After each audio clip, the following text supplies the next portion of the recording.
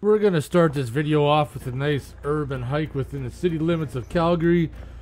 That's what's nice about this city is they got sections of forested land that makes you feel like you're actually out in the middle of nowhere. And these trails are pretty long. There's like 6, 7, 8 kilometer hikes, which makes it really nice.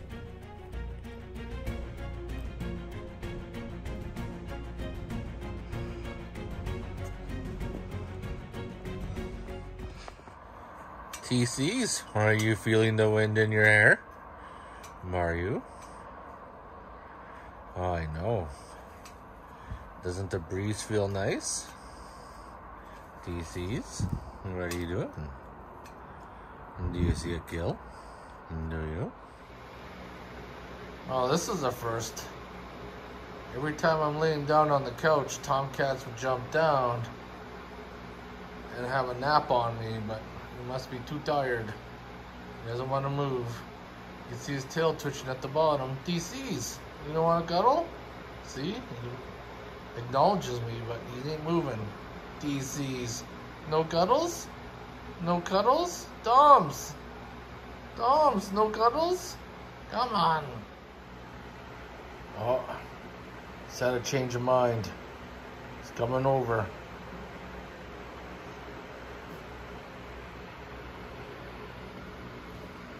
DCs, you gonna come cuddle?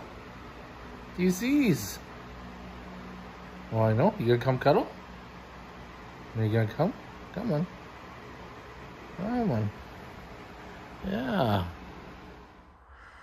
Alright, good day everybody. We got a friggin' shit show going on here today. We're gonna start getting things prepped to start doing the differential rebuild, but I need to kind of organize because my garage has been a friggin' mess for so long. Not only that, I need to look at my prospecting equipment because I may head out next week, do some prospecting. I need to make sure my pump's gonna start, etc, etc. Haven't done any of that for a while, and would like to head out and get some of that done. I've had this electric mower now for like 4 years. That's the best thing since sliced bread, considering the batteries working my chainsaw.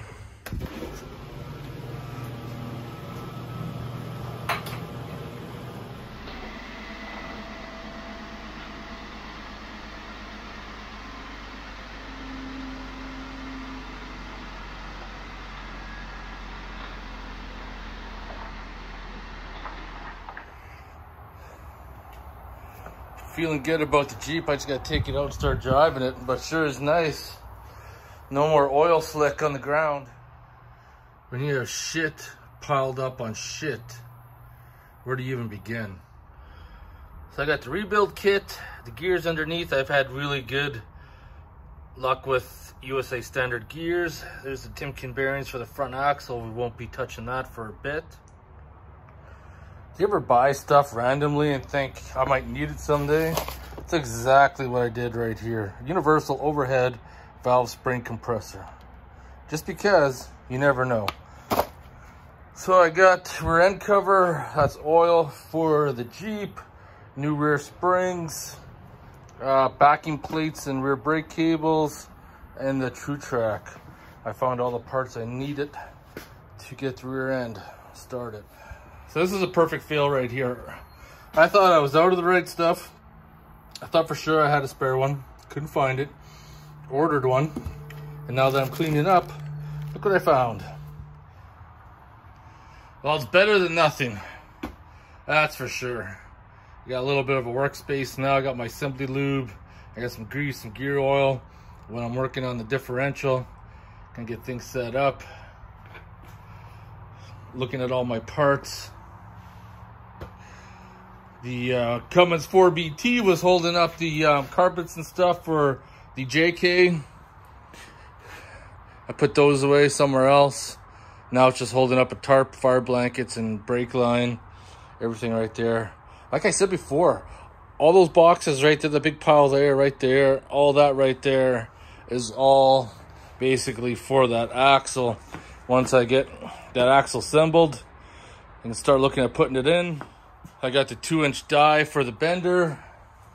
And then last year, I picked up the tube to bend the control arms, and then I should have enough 1.5 inches to make the control arms to the front. Everything's starting to come along. Doms. Are you having a cat now? Are you just relaxing on your human? Which is your favorite thing to do? Are you? Yeah, you're a big suck, aren't you? So TC is trying to be hiding underneath there because I was just working on the trailer. Gonna get back to that in a second, but my mind gets sidetracked so often. Bearings feel really good, but I've had this trailer, Jesus, close to a decade now, and I should actually pop the tire off, pop that cap off, see if I can get a needle injector and inject some extra grease in there. But the reason why, looks nice, my mind got sidetracked. So yesterday I found all the parts. At least I thought I did. One of the part I'm missing that I bought, especially to do a video on, is the pinion depth tool. I bought a pinion depth tool for the 8.8, and I just remembered that I didn't come across it when I was inside the garage. It's in a little small box. At least I thought it was. Rock jock joint parts. This is the e-brake cables, like I said, backing plates, adapter. This is bolt, rock jock, Detroit True Track, more rear differential parts, control arm parts. Already went through all that stuff, including all that stuff on the bottom. Thought maybe it was that box there because it's a clutch kit for the 8.8, which I changed my mind about. So I'm going down the rabbit hole even more. I got the parts from inside the house, differential vent, crush sleeve eliminator, bearings, brake lines. But also realize that along with the pinion tool, I'm also missing a box that has 2 more bolts. Crisis averted. I put stuff once again where I think it'd be safe and I'd find it later. Totally forgotten. So I got thinking to myself, where the heck could they possibly be? Did I throw them out? Nope, I put them in the box with the rear springs, which I have no clue now, when I think about it, why I would even put them in there. I'm good now. Let's have a look at those trailer bearings, then get the gold equipment set up. Yeah, she's getting warm out there. Should crank up the power on this thing. Probably also good that I spin the nuts off because these things haven't been off in a while. Tires are probably stuck to the hub.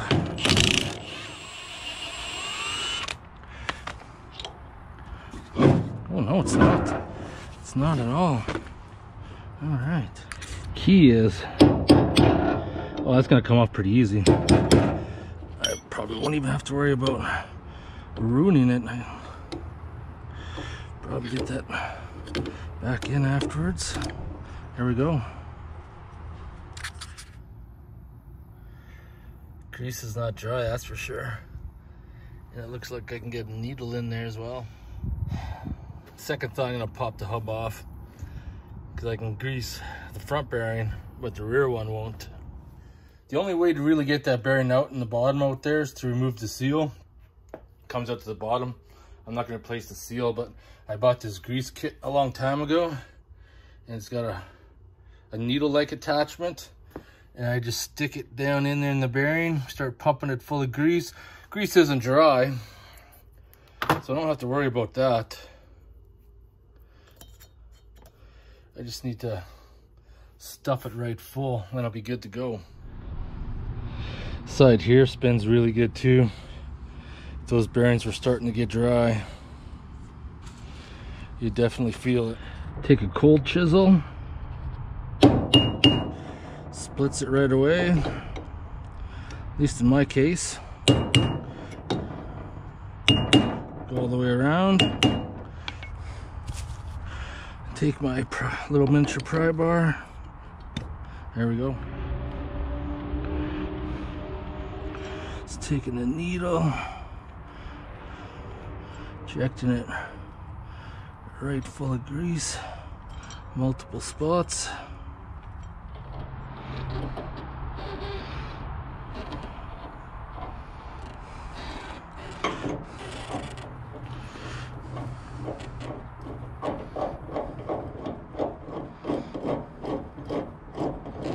Yeah, just turned it in by hand. You want to have it so the hub doesn't move. There we are, done. Yeah, it's been a long time. Put the old gold hog matting. A couple years since I fired it up. I bet you if I panned out the dirt in there, I'd get some gold.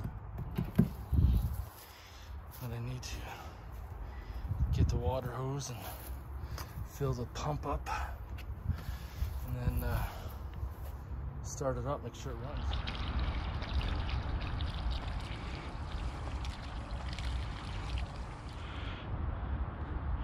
Oh, rubber O-ring came off there. You don't want to lose that. Should be spraying water under pressure. All right, well, it's been a couple years. Let's see, fuel's on, choke. See how cranky this thing's gonna be.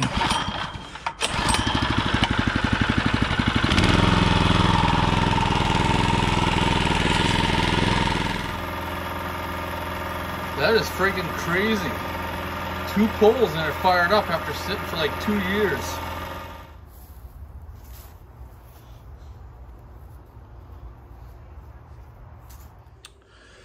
Glad the pump is going. Should have no issues when we head out. Talk to Dave, talk to Trevor. Sounds like they're both game, maybe for both days. Hit up one spot one day and hit up the Innisfail Bridge the next day. Not a bad way to get the week going. It's already getting late into the summer. And Amazon delivered something that I needed. Since I'm gonna be throwing things in my trailer, I bought a cargo net with carabiners so I can put the cargo net inside so I don't have to worry about buckets and stuff flying out. All right, do you know what time it is? It's time to shut her down. Gonna crack open one of these cheap Pilsners. I really need to drink these up because they're not very flavorful at all. Cheers, everybody, as it's foaming over. Big question is, and I said I was gonna talk about this, that's why this is a short video. In the next video, I'm gonna start working on that differential. The reason why I quit my job. Quit my job because I got too many things happening right now. And it's summertime and into fall. There's a lot of things I can get done. As I said before, I have passive income coming in and working, trying to do YouTube and work at the same time really puts its toll on you. And I want to take the next couple months to try to figure out what I really want to do.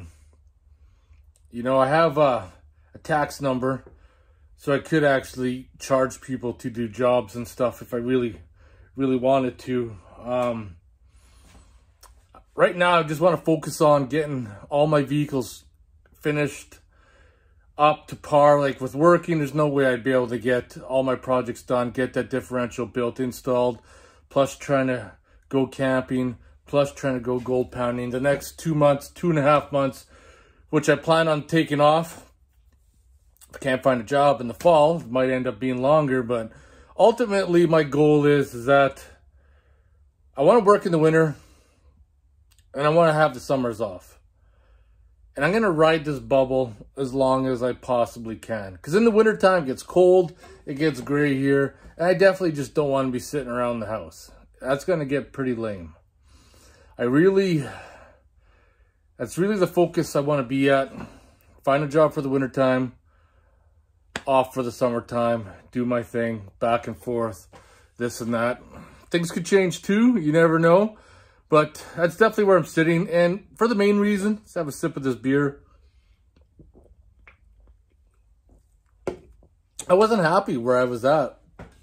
I just wasn't happy. And if you're not happy and you don't look forward to going to work, like you actually dread going to work, and you find yourself watching the time all day because you just don't want to be there, it's probably time to quit.